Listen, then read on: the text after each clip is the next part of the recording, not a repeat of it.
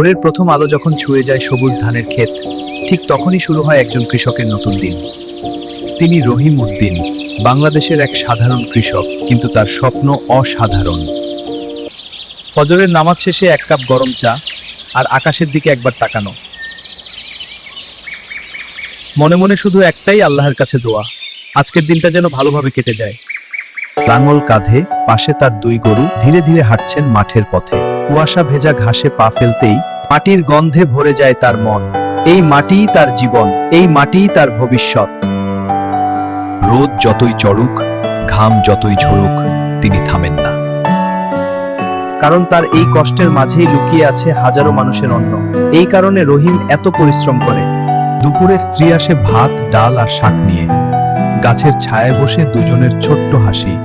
সেই হাসির মধ্যেই লুকিয়ে থাকে বড় স্বপ্ন, ছেলেকে পড়াশোনা করানো, মেয়ের জন্য নতুন জামা কেনা। খাওয়া শেষে আবার কাজে ফেরেন তিনি।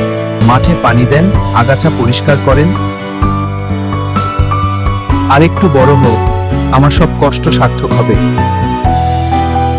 সূর্য যখন পশ্চিমে ঢলে পড়ে, ক্লান্ত শরীর নিয়ে বাড়ির পথে হাঁটেন রহিম, কিন্তু মনে থাকে শান্তি। কারণ তিনি জানেন তার পরিশ্রম কখনো বৃথা যায় না, আল্লাহ ঠিক তার পরিশ্রমের ফল দিবেন। রাতে আকাশের তারা দেখে তিনি ভাবেন, একদিন তার সন্তানরা বড় হবে, এই কষ্টের মূল্য বুঝবে।